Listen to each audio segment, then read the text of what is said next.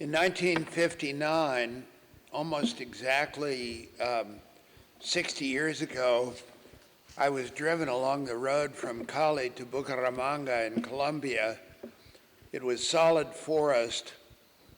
The fireflies, it was at night, the fireflies, the beautiful elaterid beetles, and several kinds of fireflies were fully beautiful along the way. Years later, I got us started in Chocó, and we learned a lot about that beautiful place. But in 1959, the population of the world was less than 3 billion people. Now the population of the world is 7.7 billion people. 25% of the world's forest has been cut since the Convention on Biological Diversity was implemented in the early 1990s, about 26 years ago. 25% of the world's tropical forest. And few people are really predicting that any tropical forest will still be there, except possibly for small patches, by the end of the century. For some reason, despite the juggernaut of climate change,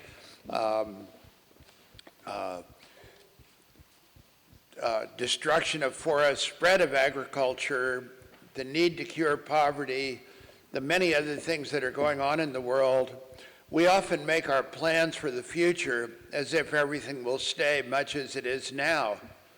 We think about dealing with developing nations as if they are developing into the same standard of consumption as we have, even though our world consumption now is estimated by Global Footprint Network to be 175% of what the world can stand, so that we pass the world's capacity for sustainable productivity every year by about August 1st, or last year, and it gets earlier every year. And if we all lived at the level that we do in, say, Western Europe, we would pass that date at about March 1st. And then all the rest of the year be using sustainable productivity. We fret a lot about the Chinese, but I worry that that can't just be a cartoon that distracts us from the fact that we, the rich nations of the world, are draining out the resources of the poor nations of the world at such a speed that they're approaching what my colleague Mathis Wackernagel and his associates and I characterized in a recent paper cited in our bibliography as an environmental poverty trap. Of 19 of the 24 poorest countries of the world are in Africa. Most of their natural resources have already been exhausted. The GNP per person has been declining for about a decade, and yet we continue to drain resources away from them at a very vast rate. The thesis of what I've had to say now, what I have to say now and will say in the paper, is largely that unless we approach a system of greater social justice, charity, equivalence, and love for one another around the world, we haven't got a prayer. Thinking about Noah's Ark, the Ark is described in Genesis as a vessel 134 meters long, 13.4 meters wide, and 9 meters tall. So it had plenty of room for all the domestic animals that Noah was familiar with and a few others, and took off. Very few of the species that live in the world could actually be accommodated in the Ark, but I think we understand that. We also understand that it probably was based on the annual flooding that occurred in Mesopotamia, which was familiar to everyone in the ancient world and left everyone floating around for a good deal of time once every year. Now, after the rain continued for 40 days and ended, Noah began to think of getting down, and after 150 days, the waters receded and the Ark came to rest on land. But the question we have to ask now, if we're using a Noah's Ark analogy, is When will we come to rest on land? In other words, for all of our conservation, all of our saving, all of the wonderful saving of plant and animal germplasm that's being discussed here, what's going to happen eventually? We're adding roughly just under 300,000 people a day net. We're going to add 2.3 billion people in the next 30 years and get up to something like 10 or 11 billion people by the end of the century. When agriculture was begun by our ancestors about 11,000 years ago, the entire population of the world is estimated as being about 1 million people.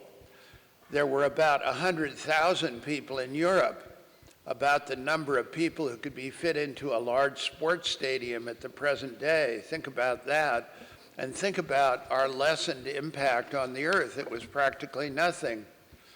As the population continues to grow, as the GDP per person continues to grow, as our rates of consumption continues to grow, and as our greed continues unabated, it's difficult to see how we get out of it, what kind of changes in human nature are going to be necessary to reset the clock and give us a chance to go on into a sound future. The recent comprehensive assessment on biodiversity and ecosystem services issued by ICSEB for and accepted by the United Nations is a powerful wake-up call. And they're saying that about a million species are likely to become extinct in the next few decades, has served as a clarion call for the world in thinking about the state of extinction. How that plays out as the full report becomes available and all, and whether biological extinction will ever be given the serious treatment that we now accord global warming remains to be seen. It's up to us. And jumping to what I might have said at the end, if you ask, should we be optimistic or pessimistic, my answer to that is uniformly the following. If we're trying to do something about it, if we're doing the best we can, if we're making a change, and we heard some wonderful examples of that yesterday in the session on zoos, for example, and natural history museums, if we're making a change, then we have reason to be optimistic. We're making the world better. If we throw up our hands and don't try to make the world better, then we have no option except to be highly pessimistic. Now turning to plants, the subject of this coming session. There are about 400,000 valid named species of vascular plants. That means plants that have a cellular plumbing system, the flowering plants, the conifers, the pteridophytes, the ferns, and lycophytes, club mosses. About 40,000. We think there might be about 50 to 70,000 more still to be found, judging by the rate of discovery, and I'll talk about some differentiation in that later. Considering the relationship between the number of species that are endangered, that are classified as endangered now by various parameters and approaching it in different ways, it's reasonable to assume that for plants, as for all other organisms, about 25% of them 20 to 25% of them could disappear permanently in the next several decades. That will be a horrible blow to human welfare on Earth and indeed to the welfare of all life on Earth, because plants collectively set the quality of our atmosphere, the quality of our water, the recycling, much of our climate, preserve our topsoil, and specifically provide all of our food directly or indirectly. Many of our medicines, about a quarter of the ones sold in pharmacies at the present time, are derived from plants, and about another quarter from bacteria and fungi. If you think about that, you think about building materials, you think about chemicals, and then most seriously, in a way, if you think about aesthetics, If you think about the beauty and joy that plants bring into our lives, the way that they've inspired artists throughout the year, the reason that we feel better if we're in a room with plants in it, for all of those reasons, simply pure joy, plants are of extraordinary importance to us.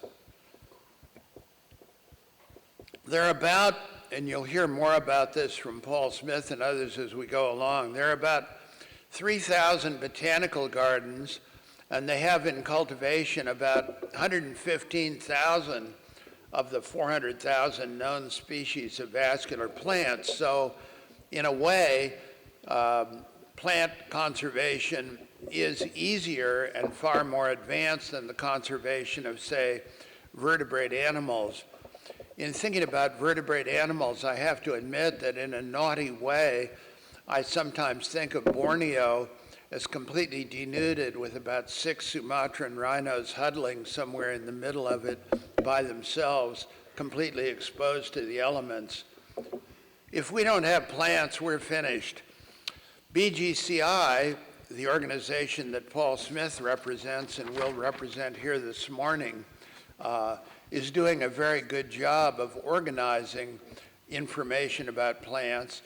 And some of the botanical gardens, such as the Jardín Botánico de Quindío in Colombia, on which Alberto Gomez will report here, and the Montgomery Foundation Gardens in Coral Gables, Florida, for example, have large collections of some of the more difficult plants to propagate. The Center for Plant Conservation in the United States, represented by John Clark, the U.S. Department of Agriculture, represented here by Chris Walters, the Australian National Botanical Garden and Seed Collection, and the Kunming Institute of Botany, with the limitations noted by Sergei Volis yesterday, are all doing a good job in preserving large samples of the plants of their respective countries.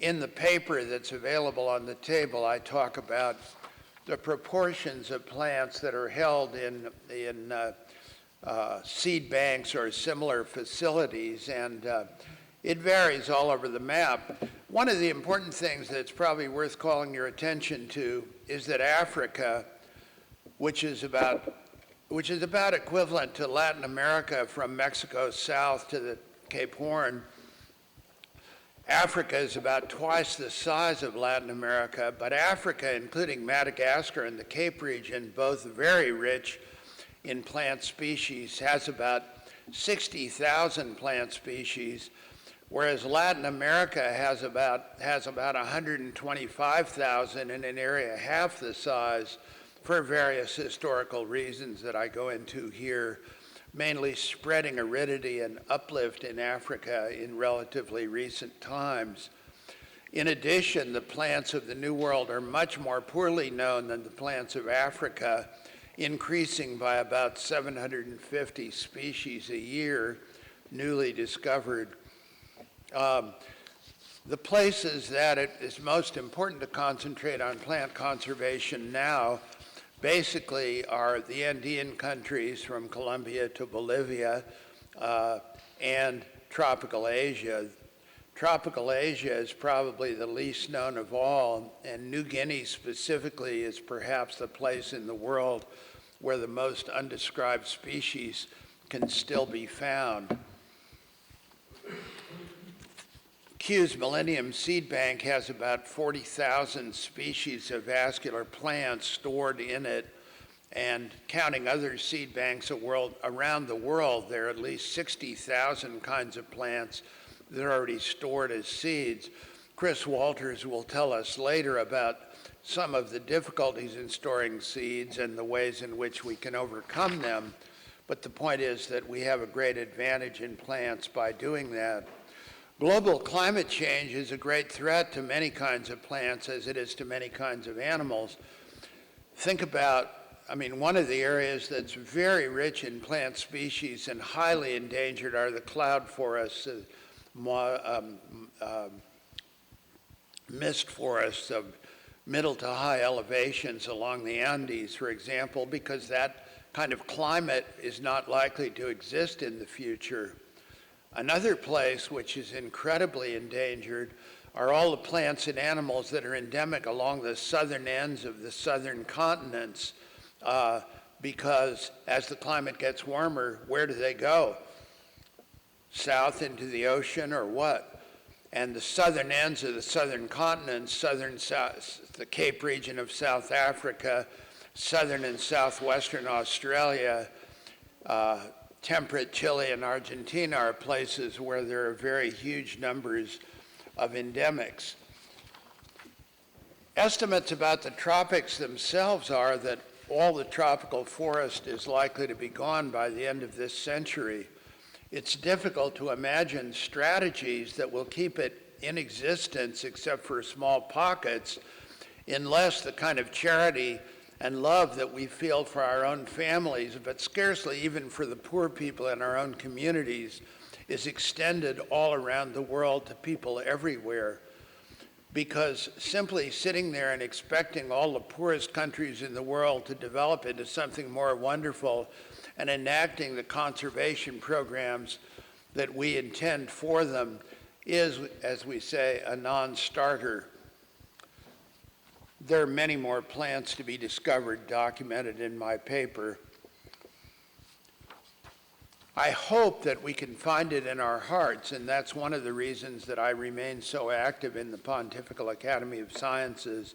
I hope that we can find it in our hearts to get ways to take care of one another, to understand the needs of one another, and to really help us all to get going together. Adlai Stevenson, the American diplomat in 1964, about the time I went from Cali to Bucaramanga, used the analogy of spaceship Earth and said, "A world so divided into rich and poor cannot long exist in stability." Oxfam, the British charity, estimates that 8 people, 6 in the United States, 1 in Spain, and 1 in Mexico, have as much money as the 3.6 billion poorest people in the world.